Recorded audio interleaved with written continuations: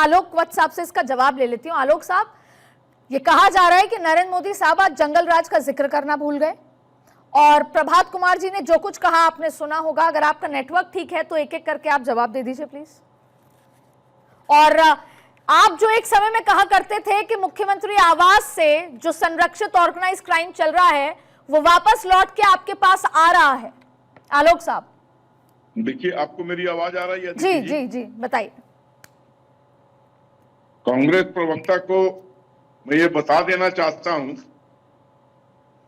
कि नीतीश कुमार 20 वर्षों से जनता के आशीर्वाद से वहां के मुख्यमंत्री बने हुए हैं और एकाएक क्या हो गया, एकाएक बिहार में सारे गुंडे बिहार के अभी एक्टिव हो गए।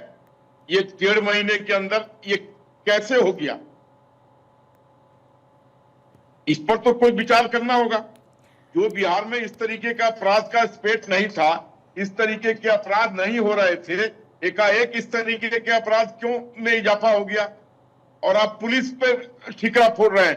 पुलिस ठीक है, पुलिस की नाकामी मैं मानता हूं, लेकिन क्या पुलिस एक मिनट मैं चाहूंगी अब ये आलोक वत्स साहब, मैं चाहती नहीं थी फिर अगेन आपको रोकूं, लेकिन मैं कुछ पढ़ के सुना देती हूँ। आप पुलिस की नाकामी का खंडन ही करते नजर आ रहे हैं। मैं आपको पढ़ के सुना देती हूँ जो आपकी सरकार है उसके एडीजी कुंदन कृष्णन का बयान। मैं अपने मन से नहीं बोल रही हूँ, मैं इससे लेकर आई हूँ। एडीजी ने कहा कि बिहार में अप्रैल से जून के बीच हत्या और हिंसा की घटनाओं में वृद्धि हो जाती है क्योंकि किसानों के पास, किसान पर टारगेट करते हुए, किसानों के पास काम नहीं होता। इस बेरोजगारी के कारण कुछ युवा कंस्ट्रक्टिव प्लानिंग करते हैं, सुपारी ले लेते हैं हत्या की। ये तमाम बातें आपके एडीजी कह रहे हैं, कॉन्ट्रैक्ट किलर का नाम कर रहे हैं और कह रहे हैं ये मौसम है। आप आलोक जी कुछ तो ऐसा मत कहिए जिसकी वजह से मुझे आपको इतना काटना पड़े। आप ये कह रहे हैं कि सुनियोजित है, आरजेडी कांग्रेस पर टारगेट कर रहे हैं, तो पकड़िए पुलिस आपकी है। आपकी पुलिस तो किसानों को टारगेट कर रही है सर। देखिए, मैं एडीजी के इस बयान से बिल्कुल अपने को अलग करता हूं। ये बिल्कुल गलत बयान है। फिर तो आप इससे भी अलग कीजिए कि पुलिस सब कर रही है, पुलिस सब कुछ कर रही है। जब आपको आपके पास सुरक्षित थोड़े। देखिए, इसमें कोई शक नहीं है कि पुलिस की नाकामी से ये हो रहा है। यही सुनना चाहती थी मैं जेडीयू प्रवक्ता के पास जाऊंगी। आलोक जी 5 सेकंड दीजिए। ठीक है, 10 सेकंड आपको दिए, 10 सेकंड कांग्रेस प्रवक्ता प्रभात। आलोक भाई बहुत भोले हैं, बहुत प्यारे हैं, मेरे बड़े भाई हैं। आलोक भाई कितनी आसानी से कह जाते हैं कि पुलिस के साथ में खड़ा नहीं। आलोक भाई, पुलिस किसके अंदर में है? माननीय नीतीश कुमार जी के अंदर में है। और अगर नीतीश कुमार जी से सत्ता संचालन और लॉ एंड ऑर्डर कायम नहीं किया जा रहा है तो माननीय गृह मंत्री जी पकौड़े तल रहे हैं। मैंने ये नहीं कहा कि मैं देश के गृह मंत्री प्रभात जी सवाल तो मैंने आपसे भी पूछा था कि कांग्रेस की प्लानिंग क्या है लॉ एंड ऑर्डर को लेकर अगर सत्ता में आते हैं तो। मणिपुर में भी नहीं बोल रहे। मैंने, आप मेरे बात को मुड़िए मत। मैंने कहा एडीजी के बयान से मैं अपने को अलग करता हूं, वो बयान गलत है उनका। मैंने ये नहीं कहा कि मैं पुलिस से अलग। किसको रिस्पॉन्सिबल? चलिए प्रभात कुमार जी, आपके 10 सेकंड हो चुके हैं, मुझे जाना पड़ेगा क्योंकि असल में सवाल तो देना होगा महेश दास जी को जो प्रवक्ता जेडीयू हमारे साथ मौजूद हैं। महेश दास साहब, मैंने एडीजी का बयान आपको सुना दिया है। अब बिहार की जनता और सभी लोग नीतीश कुमार जी को ढूंढ रहे हैं।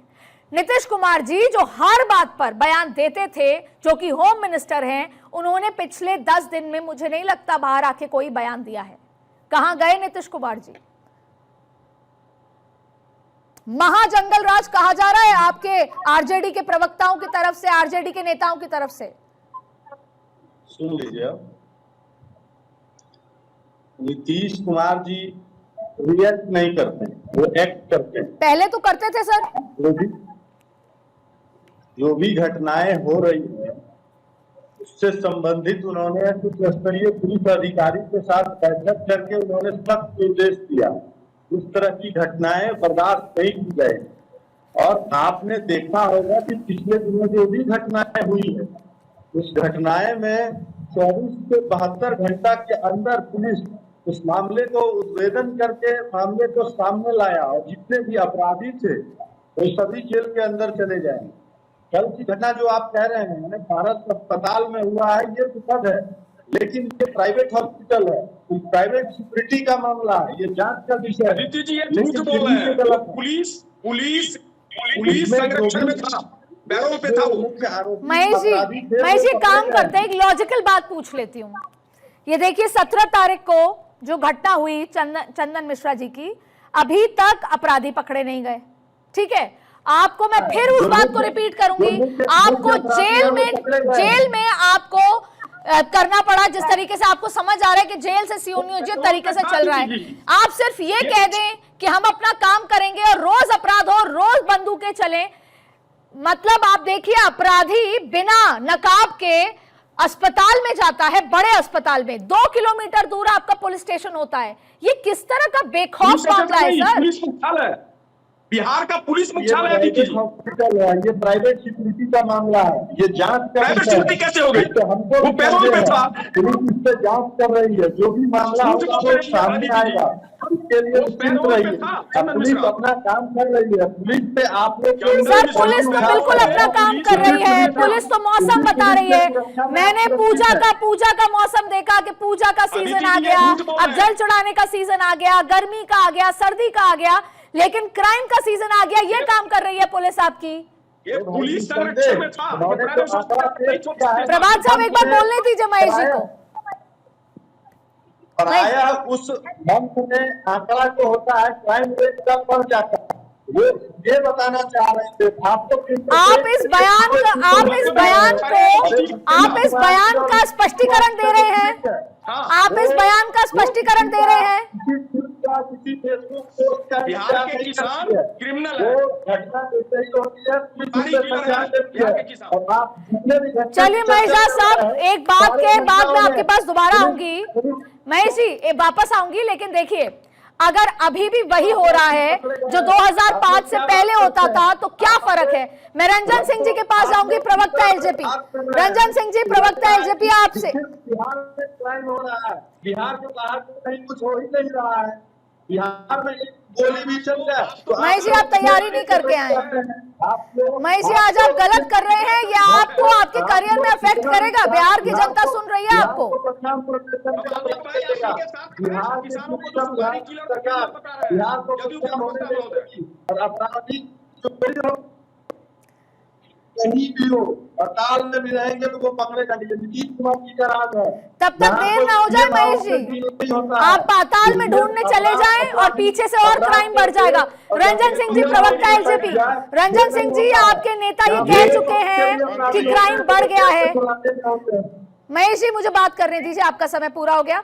मैं आऊंगी वापस लौट के आपके पास। रंजन सिंह जी, चिराग पासवान ये कह रहे हैं चिल्ला चिल्ला के कि क्राइम बढ़ गया है, ये वो सिर्फ अपनी राजनीतिक रोटियां सेक रहे हैं, या वो अभी जो सत्र शुरू होने वाला है मॉनसून का, दिल्ली में केंद्र सरकार से बात करेंगे, आप अलायंस में हैं, क्या इसका कोई ठोस नीचे का रास्ता निकालेंगे या केवल बयानबाजी चलती रहेगी? देखिए, गुड आफ्टरनून अदिति जी, सारे नमस्कार। पैनलिस्टों को गुड आफ्टरनून। ये जिस तरीके की बिहार का कल्पना हमारे नेता और या हमारे गठबंधन कर रहे हैं कि हम लोग विकसित बिहार की ओर जाएं, उसमें अपराध एक बहुत बड़ा रोड़ा बनता जा रहा है और अपराध हमारे लिए चिंता भी है और चुनौती भी है, और हमारे सरकार के लिए खासकर चिंता और चुनौती का विषय है। मैं और मेरी पार्टी किसी भी तरीके से अपराध का और एडीजी के बयान का इस तरीके से समर्थन हम लोग नहीं कर सकते। हम लोग अपराध चाहे संगठित हो या असंगठित हो, अपराध चाहे किसी भी स्तर का हो, किसी भी तरीके का हो, सरकार का एक जिम्मेदारी बनता है, नैतिक जिम्मेदारी है कि उसको ना सिर्फ अपराध मैं आपसे यही तो कह रही हूँ, अपराध होने के बाद सरकार की है ना रंजन सिंह जी, नैतिक जिम्मेदारी सरकार की है ना। सुनिए ना, अगर सरकार में तो बीजेपी भी है ना, आप बीजेपी पे प्रेशर करेंगे, कब करेंगे? समय निकल जाने के बाद। मैं बीजेपी और कांग्रेस और एलजेपी ये सब मैटर नहीं है, मैटर है ये 14 करोड़ बिहारी के सुरक्षा की बात है। तो क्या एक्शन क्या लेंगे सर? एक्शन क्या लेंगे?